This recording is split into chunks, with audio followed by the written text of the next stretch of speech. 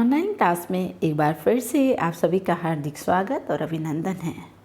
उम्मीद है आप सब लोग इन क्लास को पूरी तरह से पढ़ रहे होंगे और एंजॉय कर रहे होंगे। आज हम लोग अपना अगला टॉपिक पढ़ने जा रहे हैं। टूल और टेक्निक्स पढ़ रहे थे हम बायोटेक्नोलॉजी में। टूल और टेक्निक्स में अगली टेक्निक्स हम पढ़ रहे हैं वो है PCR, पॉलीमरेज चेन रिएक्शन। इसकी बात हम आज इस वीडियो में करेंगे। पॉलीमरेज चेन रिएक्शन क्या होती है, PCR क्या है, what is a PCR? PCR एक ऐसी टेक्निक है जिसकी सहायता से विशिष्ट DNA का एम्प्लीफिकेशन किया जाता है। एम्प्लीफिकेशन का मतलब है नंबर ऑफ कॉपीज़ क्रिएट करना, उनकी फ़ोटोकॉपी तैयार करना।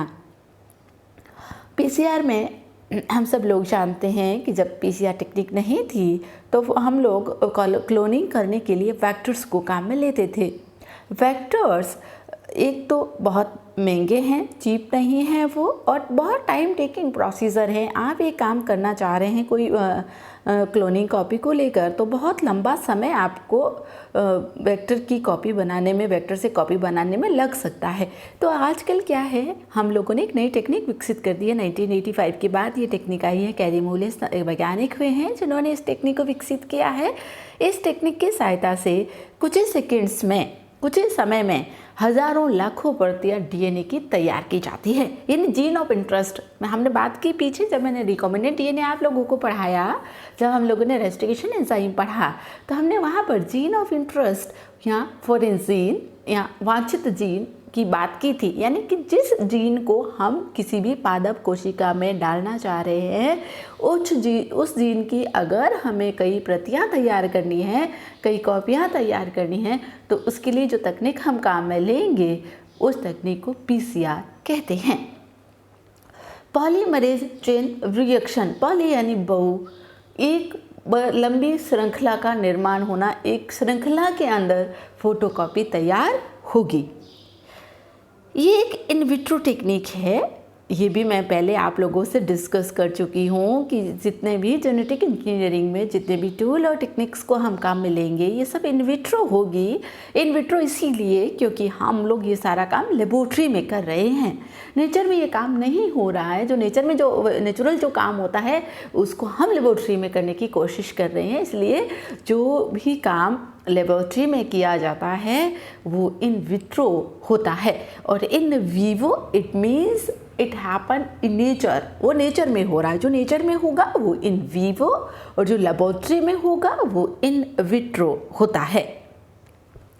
PCR इज ए फोटोकॉपियर, यानी PCR टेक्निक एक फ़ोटोकॉपी मशीन की तरह है।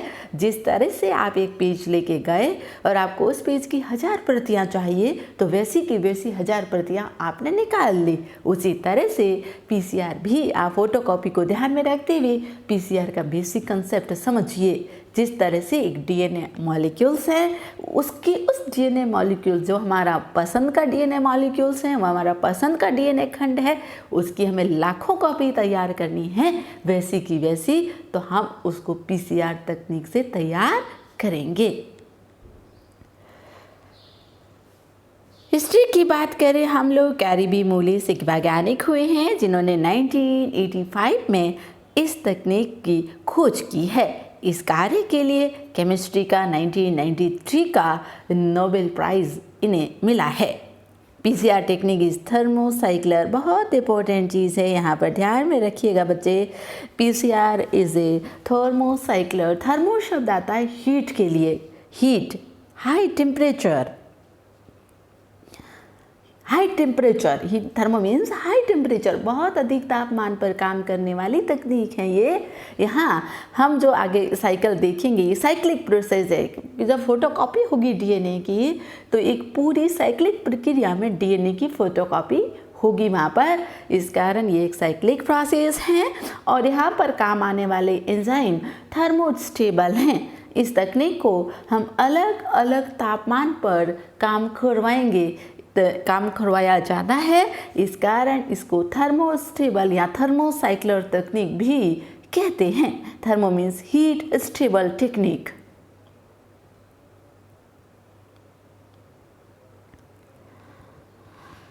वही बात है, पीसीआर पॉलीमरेज चेन रिएक्शन ये in vitro DNA amplification technique है। इसके द्वारा वांछित डीएनए की लाखों प्रतियों को कुछ ही समय में तैयार किया जा सकता है।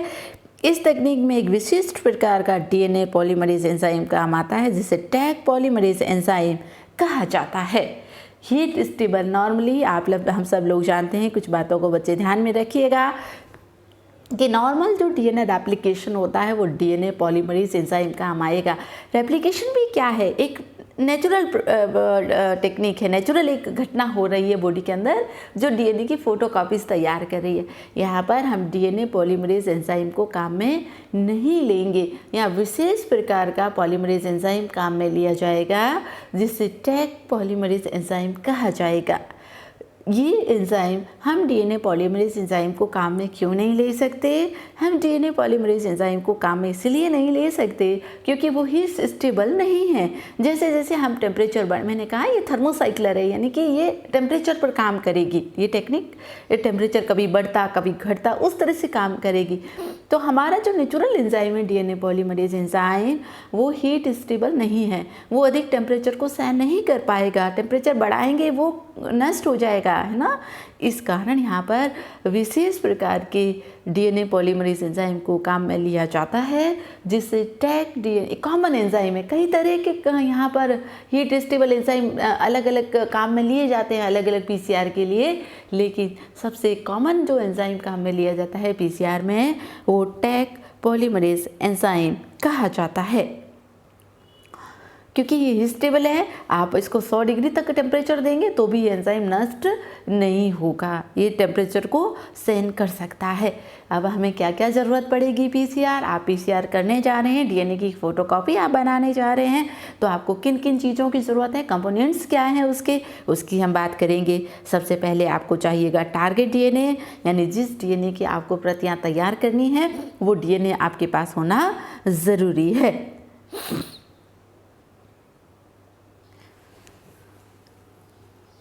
वो डीएनए आपके पास होना ज़रूरी है। फिर ऑलिगोन्यूक्लियोटाइड प्राइमर क्या होंगे यहाँ पर आप जो नॉर्मल रेप्लिकेशन हो रहा है और ये जो रेप्लिकेशन यहाँ पर हम पीसीआर के माध्यम से कर रहे हैं, दोनों में प्राइमर का भी फ़र्क है। सामान्यतः जो रेप्लिकेशन होता है वहाँ पर हम आरएनए प्राइमर को काम में लेते हैं। आपने पढ़ा होगा, नहीं पढ़े हैं तो हम आगे आपने सेकेंड ईयर में पढ़ा होगा, जब आप लोग जेनेटिक्स की बुक को पढ़ रहे होंगे तो आपने जब उसमें पढ़ा है कि यहाँ पर जो हम लोग रेप्लिकेशन वहाँ जो नेचुरल में जो रेप्लिकेशन होगा वहाँ पर जो डीएनए के छोटे छोटे खंड जो कॉम्प्लीमेंट्री खंड काम में आ रहे थे वो आरएनए थे। आरएनए के प्राइमर हम यूज़ करते हैं कहाँ? नेचुरल रेप्लिकेशन में आरएनए प्राइमर काम आते हैं। लेकिन हम लोग जब पीसीआर को करेंगे तो यहाँ पर जो प्राइमर काम में लिए जाएंगे वे डीएनए प्राइमर होंगे। वो जो है वो डीएनए प्राइमर को हम यहाँ पर काम में लेंगे। ये डीएनए के 3 प्राइम सिरे पर जुड़कर रेप्लिकेशन की शुरुआत करेंगे। डीएनए के 2 सिरे हैं, एक 5 प्राइम और एक 3 प्राइम। एक पे फॉस्फेट समूह है, एक पर हाइड्रोक्सिल समूह है। फॉस्फोर समूह और हाइड्रोक्सिल समूह आपस में जुड़कर फॉस्फोडाइएस्टर बॉन्ड सबसे पहले बनाते हैं। उसके बाद जो न्यूक्लियोटाइड हम ऐड करेंगे उनमें हाइड्रोजन बॉन्ड बनेंगे और नई श्रृंखला का निर्माण होगा।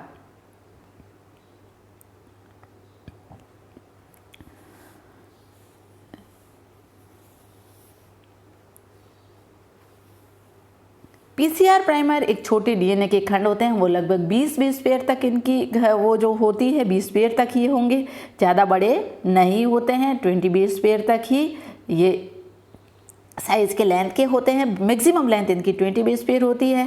2 प्राइमर हम यूज़ करते हैं, एक 3 प्राइम के लिए और एक 5 प्राइम के लिए। 2 प्राइमर को हम काम में लेते हैं जो टारगेट डीएनए के रीजन पर जाकर जुड़ जाते हैं, जिससे मैंने यहाँ पर डायग्राम में देख रहे हैं आप लोग। ये टेम्पलेट डीएनए है, इसको हमने डीनेचुरेट कर दिया है, यानी कि इसको हमने हीट किया। हीट करने के बाद डबल स्ट्रैंड डीएनए किस में टूट गया है? सिंगल स्ट्रैंड डीएनए खंडों में टूट गया है। अब डीएनए के एक 3 प्राइम हिस्सा है, एक 5 प्राइम हिस्सा है। तो 3 प्राइम जो सिरा होगा वहाँ पर न्यूक्लियोटाइड आकर जुड़ेंगे। इसके जो 3 प्राइम जो हिस्सा होगा वहाँ पर आकर न्यूक्लियोटाइड यहाँ पर जुड़ेंगे। इस तरह से ये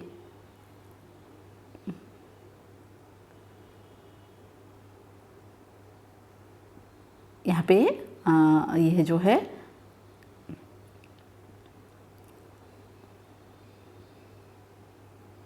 यहाँ पे 5 प्राइम 3 प्राइम और यहाँ पे वापस से 3 प्राइम और 5 प्राइम। तो 5 प्राइम सिरे पर 3 प्राइम सिरे पर क्या जुड़ते हैं, यहाँ पर प्राइमर आकर जुड़ते हैं। ये पर आप यहाँ पे जो डीएनए के छोटे खंड देख रहे हैं, ये वाले जो ये प्राइमर होते हैं, ये लगभग 20 पेयर के बने होते हैं। डीएनए के छोटे खंड होते हैं जिनको हम प्राइमर कहते हैं। अगर प्रश्न आए कि प्राइमर क्या होते हैं, तो प्राइमर डीएनए के छोटे खंड होते हैं जिनको पीसीआर में रेप्लिकेशन करने के लिए उनको काम में लिया जाता है, जो डीएनए के 3 प्राइम सिरों पर जाकर जोड़ते हैं। इनकी लेंथ लगभग 15 से 20 पेयर तक होती है। टैग पॉलीमरेज एंजाइम, मैंने आप लोगों को बात की कि पीसीआर के अंदर हम एक विशेष प्रकार के एंजाइम को काम में लेंगे जिसे हम टैग पॉलीमरेज एंजाइम कहते हैं। टैग शब्द कहाँ से आया है? टैग शब्द यहाँ से आया है। टैग शब्द यहाँ थर्मो एक्वेटिकस, थर्मस एक्वेटिकस जीवाणु से इसको प्राप्त किया गया है। ये थर्मोस्टेबल जीवाणु होता है। हॉट स्प्रिंग्स, जो गर्म झरने हैं, वहाँ पर ये जीवाणु पाया जाता है। इस जीवाणु से इस एंजाइम को आइसोलेटेट करने के कारण इसका नाम tag polymerase TAQ tag Thermus aquaticus नाम रखा गया है। टी इसका जीनस का लिया गया है। आप लोगों को ध्यान हो, हमने रेस्टिकेशन एंजाइम भी पढ़ा था, तो हमने कैसे नामकरण पढ़ा था, उसी तरह से एंजाइम का नामकरण भी किया गया है। यहाँ पर पहला नाम जीनस का है, दूसरा नाम, 2 नाम उसके स्पीसीज के लिए जाते हैं। तो टी थर्मस को रिप्रेजेंट कर रहा है, AQ एक्वेटिकस को रिप्रेजेंट कर रहा है। तो ये थर्मस एक्वेटिकस से पृथक किया गया पॉलीमरेज एंजाइम है जिसे हम टैग पॉलीमरेज एंजाइम कहते हैं। ये एंजाइम क्यों खास है? ये एंजाइम इसीलिए खास है क्योंकि ये हीट स्टेबल हैं। अगर आप 100 डिग्री तक भी टेम्परेचर बढ़ाएंगे तो ये एंजाइम नष्ट नहीं होगा, अपना फंक्शन प्रॉपर तरीके से करेगा। इसके अलावा थर्मोटोगा मैरिटामा से भी TMA पॉलीमरेज एंजाइम तथा पायरोकोकस फ्यूरियोसस से PFU पॉलीमरेज एंजाइम प्राप्त किया गया है। PFU पॉलीमरेज और TMA पॉलीमरेज का उपयोग भी PCR में यदा कदा किया जाता है। थर्मस एक्वेटिकस जो आपका बैक्टीरिया है वो हॉट स्प्रिंग में और हाइड्रोथर्मल स्टेबल बैक्टीरिया है। इसका डीएनए हीट स्टेबल होता है, मोस्टली 70 डिग्री टेम्परेचर के ऊपर जो है वो एक्टिव होता है। ये heat stability makes tag polymerase ideal for PCR. ये पीसीआर टेक्निक के लिए एक आइडियल एंजाइम है। DNTP यानी कि हम यहाँ पर डीऑक्सीन्यूक्लियोटाइड ट्राइफॉस्फेट को काम में लेंगे जिनके थ्रू हम डीएनए का संश्लेषण करेंगे। आप सब लोग जानते हैं डीएनए में 4 तरह के न्यूक्लियोटाइड काम में आते हैं, A, G, T और C, एडेनिन, गुआनिन, थाइमिन और साइटोसिन। लेकिन जब हम पीसीआर में इनको काम में लेंगे तब इसको हम डीऑक्सीन्यूक्लियोटाइड ट्राइफॉस्फेट इसीलिए कहेंगे क्योंकि यहाँ एनर्जी की ज़रूरत होती है। जब न्यूक्लियोटाइड नए खंडों पर जुड़कर नए सीडों पर जो डीएनए के जो प्राइमर हैं वहाँ जुड़कर नए डीएनए खंडों का निर्माण करेंगे तो ऊर्जा की ज़रूरत पड़ेगी, एटीपी की ज़रूरत पड़ेगी। इस कारण यहाँ DATP, DGTP, DCTP, DTTP लिखा जाता है। ये ध्यान में रखिएगा। एटीपी के कारण, एटीपी की उपयोग होने के कारण यहाँ पर डीऑक्सीन्यूक्लियोटाइड ट्राइफॉस्फेट का उपयोग किया जाएगा जो एडेनिन, गुआनिन, थाइमिन और साइटोसिन को डीएनए सिरों पर जोड़कर डीएनए श्रृंखला को पूरी करेंगे। Mg2+ आयन की ज़रूरत होती है। Mg2+ आप लोगों ने एंजाइम को पढ़ा होगा तो आपको देखा होगा बहुत सारे एंजाइम हैं जिनको कोफैक्टर की ज़रूरत होती है, बिना कोफैक्टर के वो एक्टिव नहीं होते हैं। तो यहाँ पर पॉलीमरेज एंजाइम को एक्टिवेट करने के लिए Mg2+ आयन की ज़रूरत पड़ेगी। बफर विलियन पीएच को मेंटेन करने के लिए आप प्रकृति में आप लेबोरेटरी में कोई भी काम कर रहे हैं तो पीएच को मेंटेन करना ज़रूरी है। इसके लिए हम बफर सॉल्यूशन को काम में लेते हैं। पीसीआर टेक्निक में प्रमोटर्स होते हैं, बोवाइन सीरम एल्बुमिन पीसीआर की प्रक्रिया को बढ़ाता है, लेकिन ह्यूमिक एसिड पीसीआर प्रक्रिया को इनहिबिट कर देता है, उसकी प्रक्रिया को कम कर देता है। तो ये इसका प्रमोटर है, ये इसका इनहिबिटर है। तो एग्जाम में कभी प्रश्न पूछे कि पीसीआर के लिए प्रमोटर क्या है, तो आप क्या लिखेंगे? बोवाइन सीरम एल्बुमिन ये इसका प्रमोटर है, और इनहिबिटर क्या है? ह्यूमिक एसिड इनहिबिटर है, जो पीसीआर की प्रक्रिया को रोक देता है, कम कर देता है। स्टेप क्या होंगे हम लोग इनको भी देख लेते हैं।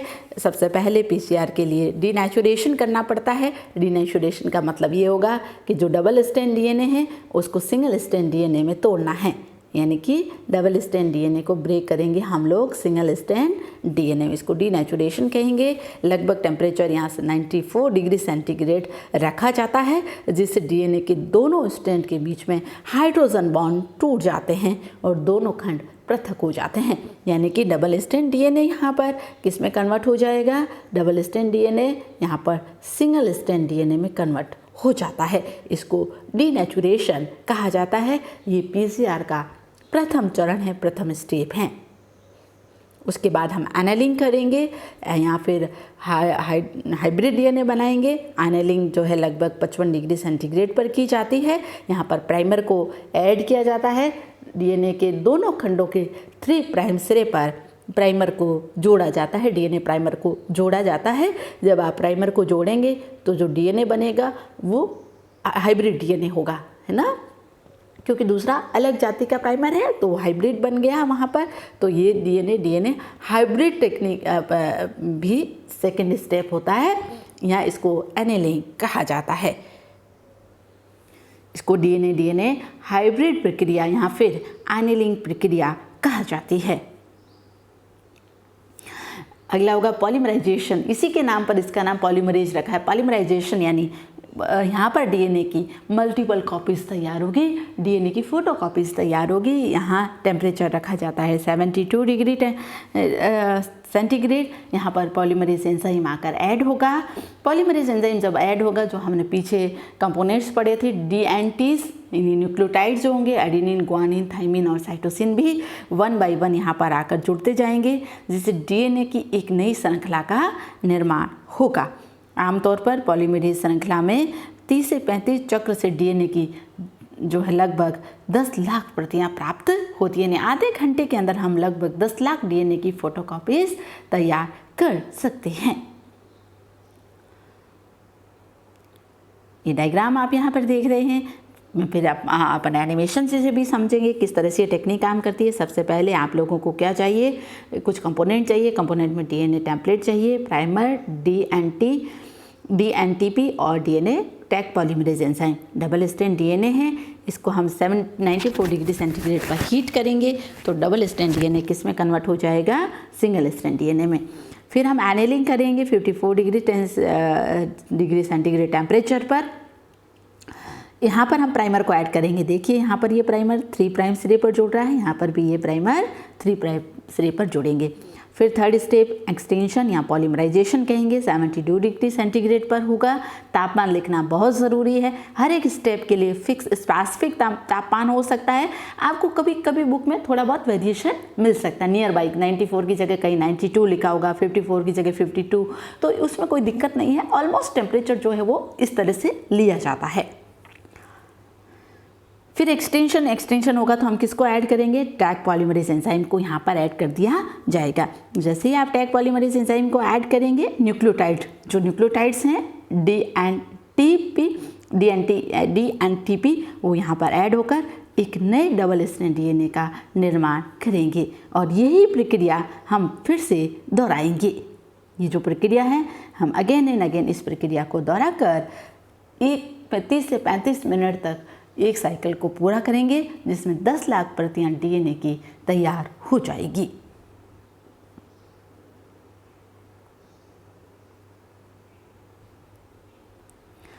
पीसीआर कैसे वर्क करती है, इसको हम एक एनिमेशन की प्रक्रिया द्वारा यहाँ पर समझते हैं। पी मीन पॉलीमरेज, सी यानी चयन, आर यानी रिएक्शन। ये एक एम्प्लीफिकेशन डीएनए टेक्निक है जिसकी सहायता से हम कुछ ही समय में डीएनए की हज़ारों प्रतियां तैयार कर सकते हैं। ये पीसीआर का एक डिवाइस है जो आप लोग यहाँ पर देख रहे हैं, थर्मोस्टेबल डिवाइस होता है। ये वहाँ पर जो आप देख रहे थे अभी वेल्स होती हैं, ट्यूब्स होती हैं छोटी छोटी सैंपल के लिए, इनमें हम सैंपल को भरते हैं। सैंपल यहाँ पर भरा जाता है, इस टेक्निक में सैंपल को यहाँ भरा जाता है। भरने के लिए सबसे पहले टारगेट डीएनए होता है। टारगेट डीएनए को एसेंशियल कोफैक्टर है Mg2+ MgCl2 के रूप में इसको लिया जाता है। एंजाइम डीएनए टैग पॉलीमरेज यहाँ पर काम में हम लोग लेते हैं। ये हीट स्टेबल होता है। 2 प्राइमर काम में लेते हैं। प्राइमर क्या होते हैं? डीएनए के छोटे छोटे खंड होते हैं जो 3 प्राइम सिरे पर जाकर जुड़ेंगे, जिनको हम प्राइमर कहते हैं। ये प्राइमर आपने सबसे पहले डीनेचुरेशन करेंगे। डीनेचुरेशन करने के बाद दोनों सिरे यहाँ पर आके जुड़ेंगे। अब हम न्यूक्लियोटाइड को मिक्स करेंगे। न्यूक्लियोटाइड को जैसे ही आप मिक्स करेंगे तो और साथ में टैग पॉलीमरेज एंजाइम को भी, तो अब जहाँ प्राइमर जुड़े हुए थे तो ये वैल्स में हम इसको भर देते हैं। भरकर पीसीआर मशीन में इसको लगा दिया जाता है। अब लगाने के बाद क्या होगा कि जो डीएनए जहाँ प्राइमर जुड़े हुए थे वहाँ पर पॉलीमरेज एंजाइम यहाँ पर जुड़ेगा। ये 94 से 96 डिग्री पर काम कर सकता है। इनिशियल टेम्परेचर कितना होगा? 94 डिग्री सेंटीग्रेड होगा। अब यहाँ पर जैसे पॉलीमरेज एंजाइम यहाँ पर प्राइमर आकर जुड़ेंगे, ये नई श्रृंखला का निर्माण हो जाएगा। थर्ड स्टेप यहाँ पर एनेलिंग होगा। सेकेंड स्टेप एनेलिंग, यानी प्राइमर यहाँ पर आकर जुड़ेंगे। जहाँ प्राइमर कहाँ जुड़ेंगे? जहाँ कॉम्प्लीमेंट्री स्ट्रैंड होगा ना, वहीं पर प्राइमर आकर जुड़ेंगे। और प्राइमर जुड़ने के बाद यहाँ पर एक्सटेंशन होगा। और एक्सटेंशन किसके माध्यम से होगा? टैग पॉलीमरेज एंजाइम के माध्यम से एक्सटेंशन होगा। यह साइकिल हम 2-3 से लेकर लगभग 30 साइकिल तक ये रिपीट करेंगे और अगेन एंड अगेन डीएनए का रेप्लिकेशन होकर कई हज़ारों प्रतियां तैयार हो जाएगी। तो बहुत सारी प्रतियां तैयार होकर डीएनए यहाँ पर बनकर तैयार हो जाएगा। तो नंबर ऑफ साइकिल हम रिपीट करेंगे और 30 लगभग साइकिल जब आप रिपीट कर देंगे तो इसकी 10 लाख के करीब ये प्रतियां तैयार हो जाएंगे। जैसे जैसे नंबर ऑफ साइकिल आप ऊपर देख रहे हैं, नीचे आपको प्रतियां दिखाई दे रही है। इस तरह से ये जो प्रतियां आप नीचे नंबर जो है 10 लाख के करीब डीएनए की प्रतियां 30 साइकिल के बाद हमें दिखाई देती है। ये लगभग 4 घंटे का टाइम यहाँ पर एक तकनीक को पूरा होने में लगता है। टेम्परेचर फाइनल स्टेज में हमने कितना रखा था? 72 डिग्री। तो ये आपका पीसीआर का यह मशीन है। जब कंप्लीट हो जाती है तो हम सब चीज़ों को अरेंज कर देते हैं। तो हमने जो समझा अभी, जो हम लोग साइकिल में जो समझ रहे थे, वही प्रक्रिया मैंने यहाँ पर डायग्राम्स में उसको देखिए, हम वही चीज़ यहाँ पर डायग्राम में हमने समझी है कि किस तरह से ये टेक्निक काम करती है। डबल स्टैंड डीएनए डीनेचुरेशन होगा 94 डिग्री पर, सिंगल स्टैंड में ब्रेक होगा। फिर एनालिंग होगी। एनालिंग किसे कहेंगे? जब प्राइमर जुड़ेगा तो ये डीएनए हाइब्रिडेशन टेक्निक भी इसको कहा जाता है। डीएनए हाइब्रिडाइजेशन यहाँ पर होगा।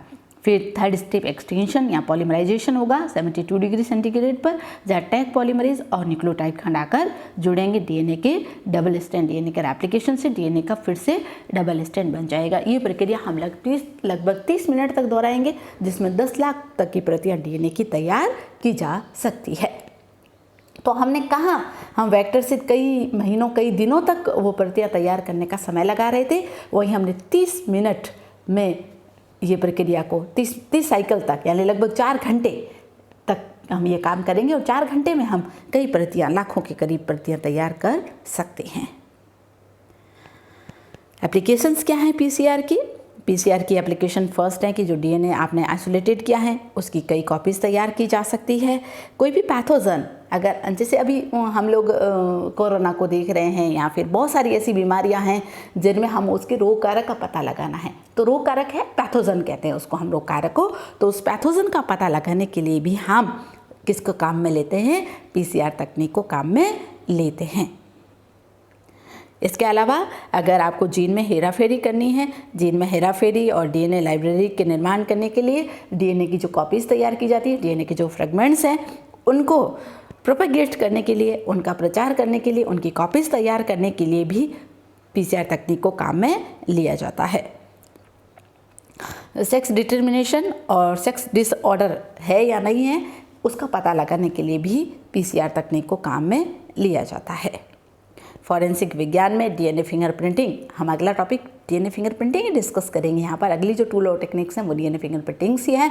डीएनए फिंगरप्रिंटिंग में भी डीएनए की कॉपीज़ तैयार करनी होती है, उसके लिए भी हम पीसीआर को काम में लेते हैं। जीन की मैपिंग करने के लिए भी पीसीआर का उपयोग किया जाता है। आनुवंशिकी रोगों का पता लगाने के लिए भी पीसीआर तकनीक को काम में लिया जाता है। पीसीआर तकनीक कई प्रकार की होती है, कई प्रकार है पीसीआर तकनीक के, अलग अलग जगह अलग अलग तरह की पीसीआर यूज में ली जाती है। जैसे अभी कोरोना जो चल रहा है, इस कोरोना को आइडेंटिफाई करने के लिए, इस कोरोना का डायग्नोसिस करने के लिए, कोरोना जो वायरस है उसका डायग्नोसिस करने के लिए हम RT-PCR को काम में ले रहे हैं। उसका डायग्नोसिस करने के लिए किसको काम में लिया जाता है? RT-PCR को, रिवर्स ट्रांसक्रिप्टेज PCR को काम में लिया जाता है। तो ये अलग अलग टेक्निक है पीसीआर की। आप लोग पीसीआर को अच्छे से पढ़िए, अच्छे से इसको समझिए कि किस तरह से ये तकनीक काम में करती हैं। नेक्स्ट वीडियो में हम लोग पीसीआर के कुछ प्रकार, पीसीआर से रिलेटेड आने वाले एग्जाम में क्वेश्चंस पढ़ेंगे कि पीसीआर के क्या क्या प्रकार हैं। कुछ इंपॉर्टेंट टाइप्स हैं जिनको हम यहाँ पर डिस्कस करेंगे। आप लोगों को गूगल क्लासरूम क्रिएट कर दिया गया है, वहाँ पर जाकर आप PDF को देख सकते हैं। आज के बाद जो भी असाइनमेंट आपको मिलेंगे वो गूगल फॉर्म में मिलेंगे। आप सब लोगों को गूगल फॉर्म में जो असाइनमेंट दिए जा रहे हैं वो कंप्लीट करना ज़रूरी है। ये एक तरह से आपकी अटेंडेंस होगी कि आपने अटेंडेंस है आपकी, कि आप काम कर रहे हैं, आप पढ़ रहे हैं या नहीं हैं। इसको एनालिसिस करने के लिए ये सब चीज़ें की जा रही हैं। ये जो PPT है इसकी, वो मैं गूगल क्लासरूम में डालूँगी, आप वहाँ पर जाकर इस PPT को देख सकते हैं। Thank you.